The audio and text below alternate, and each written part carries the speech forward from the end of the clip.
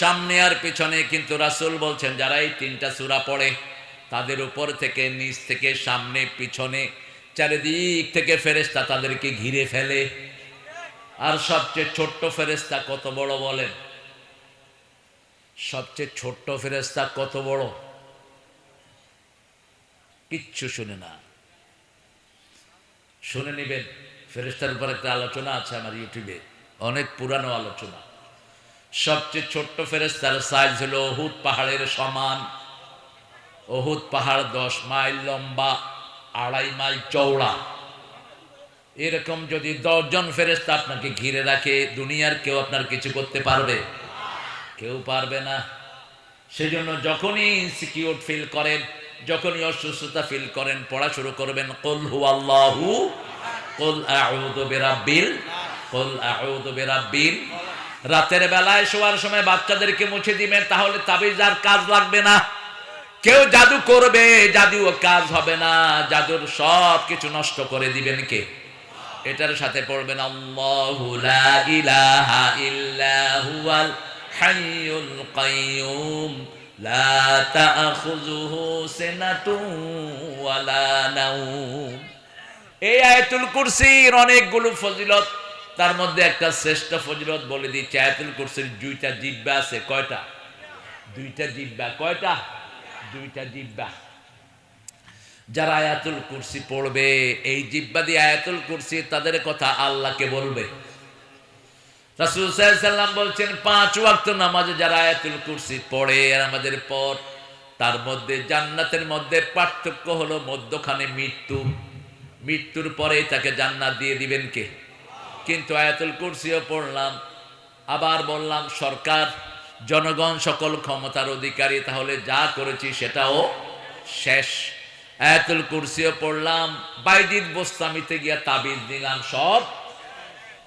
আয়াতুল কুরসিও পড়লাম, আবার বললাম কেউ ফিরে না খালি হাতে। একজনের দরবার আমরা বিশ্বাস করি, তিনি কে? বলেন, কেউ ফিরে না খালি হাতে, আল্লাহ রে তোর দরবারেতে। বলেন, কেউ ফিরে না খালি হাতে। 24 ঘন্টা দরবার খোলা কার? একবারও বন্ধ হয় না। হুয়াল হাইয়ুল লা তাখুযুহু সিনাতু। যখনই চাইবেন আপনার দোয়া কবুল হোক, হাইয়ুল কাইয়ুম বলবেন। বলছেন মুহাম্মদ সাল্লাল্লাহু। কোরআনের 3 জায়গাতে আল্লাহ এই শব্দটা ব্যবহার করেছেন। এটা হলো ইসমে আজম। ইসমে কি? ইসমে আজম। প্রথম হলো আল্লাহ, দ্বিতীয় হলো হাইয়ুল, তৃতীয় হলো কাইয়ুম। আল্লাহ রাব্বুল আলামিন বলছেন, নবী আপনি যখন আমাকে ডাকবেন বলেন ইয়া হাইয়ু ইয়া কাইয়ুম বিরহমাতিকা নাস্তাগীস আসলিহ লানা শা'নানা কুল্লাহ ওয়া লা তাকিলনা ইলা আনফুসিনা তারফাতা আইন। হে আল্লাহ, আপনি হাইয়ুল, আপনি কাইয়ুম, আমাকে এক পলকের জন্য আমার কাছে ছেড়ে দিয়েন না। আমার সব কিছু সংশোধন করে দিবেন কে? আল্লাহ। সে আল্লাহ বলছেন 2 নাম্বার। প্রথম হলো ফু দিতে হবে কার নামে?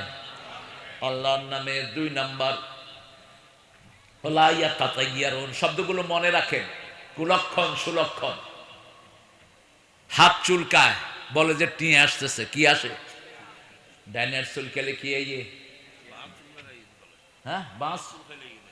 নাউজুবিল্লাহ। বাস চুলকালে তো টাকটি জন পড়ে যায় বাজি। কত বাজে কথা দেখেন। আমাকে একজন বলল, হুজুর আমার ভাইয়ের পোলাও দোকান, অর্থাৎ ওই যে চাল বেচে, পোলাও চাল, বিভিন্ন চাউল। তো আমার ঘরে মেহমান আসছে, আমি ভাইয়ের কাছে গেছি সকালবেলায় যে 5 কেজি চাল দাও। কয় ভাই নাউজুবিল্লাহ, আমি তো 60 নফজি, অনেরে চাল দিলে আর সারাদিন খারাপ যাবে। এটা কি? এটা কুফুরি। এটা কি? কুফুরি। আপনি বিসমিল্লাহ বলে দেন, আপনার বরকত বাড়িয়ে দিবেন কে? যে কোনো বিপদে পড়লে কাকে ডাকতে হবে? বোর হাত থেকে পানি পড়ে গেছে, ক অপয়া, কুলক্ষণা, খবরদার, আলা ইয়াতাতায়্যারুন।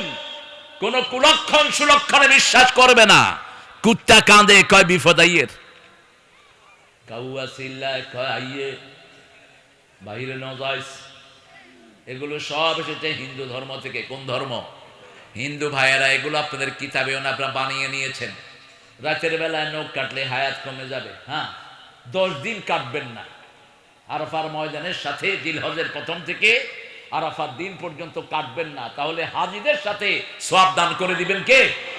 নখ কাটবেন না, চুল কাটবেন না, আপনি সব কিছু রেখে দিবেন। হাজিদের সাথে হাজিরা যখন কাটবে তখন কাটেন, ওই আরাফার ময়দানের সওয়াব আপনাকে দান করে দিবেন কে? এছাড়া রাতে কাটেন, দিনে কাটেন, কোনো অসুবিধা। কাটার আগে কার নাম বলতে হবে?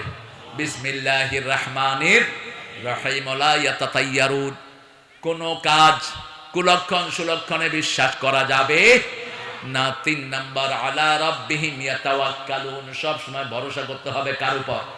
সূরা আনফালের 2 নম্বর আয়াত, ইন্নামাল মুমিনুনা আল্লাযীনা ইযা যুকিরাল্লাহু ওয়াজিলাত কুলুবুহুম ওয়া ইযা তুলিয়াত আলাইহিম আয়াতুহু যাদাতুহুম ঈমানাও ওয়া আলা রাব্বিহিম ইয়াতাওয়াক্কালুন।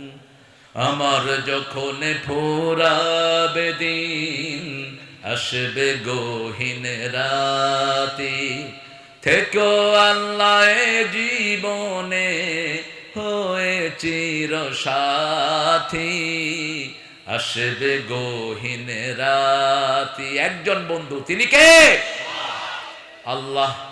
আলা রাব্বিহিম ইয়াতাওয়াক্কালুন, আল্লাহ বলছেন আমার মুমিনরা আমার জিকির করবে, কলিজা নড়বে তাদের। আয়াত যখন তেলাওয়াত করবে আমি আল্লাহ নিজে তাদের ঈমান বাড়িয়ে দিব। কি বাড়িয়ে দিবেন? ঈমান বাড়িয়ে দিবেন। ওয়া আলা রাব্বিহিম ইয়াতাওয়াক্কালুন ওয়া আলাল্লাহি ফালিয়াতাওয়াক্কালিল মুতাওয়াক্কিলুন। আল্লাহ বলছেন, ও নবী, কি হা বাজে আগার বইও না, ও নবী, লাউ কুনতা ফাযযান গালিযান কলব লাফাদ্দু মিন হাওলিক ফা'ফু আনহুম ওয়াস্তাগফির লাহুম ওয়াশাবিরহুম ফিল আমর ফাইযা আযামতা ফাতাওয়াক্কাল আলাল্লাহ ইন্নাল্লাহা ইউহিব্বুল মুতাওয়াক্কিলিন। কার কথা? হে নবী, আপনার হৃদয় যদি কোমল না হতো, আপনার কাছে কেউ আসতো না। লানফাদ্দু মিন হাওলিক ফা'ফু আনহুম, আফন মানে হলো বিনা কন্ডিশনে মাফ করে দেয়া। যেমন আপনি কাউকে মাফ করলেন, মাফ করে দেওয়ার পরে বললেন, এই তোর না আমি মাফ করছি, তুই আন করলি কিনলে, এটাও বলতে পারবেন না। এটার নাম হলো আফ। এটার নাম কি? আফ। আর আপনি যদি তার গুনাহ মাফ চান, ওয়াগফির লানা, আল্লাহ আমার এই ভাইকে মাফ করে দেন, এই বোনকে মাফ করে দেন, সব দুনিয়াবাসীকে মাফ করে দেন। কিন্তু আফউন হলো বিনা শর্তে মাফ করে দেয়া, কোনো শর্ত আরোপ করতে পারবেন না। ফাফু আন্না ওয়াগফির লানা ওয়ারহামনা আনতা মাওলানা ফানসুরনা আলাল কওমিল কাফিরিন। আল্লাহ রাব্বুল আলামিন সূরা আল ইমরানের 153 নম্বর আয়াতের 57 নম্বর আয়াতের ভিতরে বলছেন, ফাবিমা রাহমাতিন মিনাল্লাহ, আপনি যদি দয়ালু না হতেন কেউ আপনার কাছে আসতো না। ফাফু আনহুম ওয়াস্তাগফির লাহুম, ওদের জন্য গুনাহ মাফ চান। সব নবীরা উম্মতের জন্য গুনাহ মাফ চাইতো, ঠিক না ঠিক? সব নবীরা একটা দোয়া করতো, বলেন তো কোন দোয়া? ওই দোয়াটা রাসূল সবচেয়ে বেশি করতেন, রাব্বানা যালামনা, পড়েন, রাব্বানা যালামনা আনফুসানা ওয়া ইল্লাম তাগফির লানা।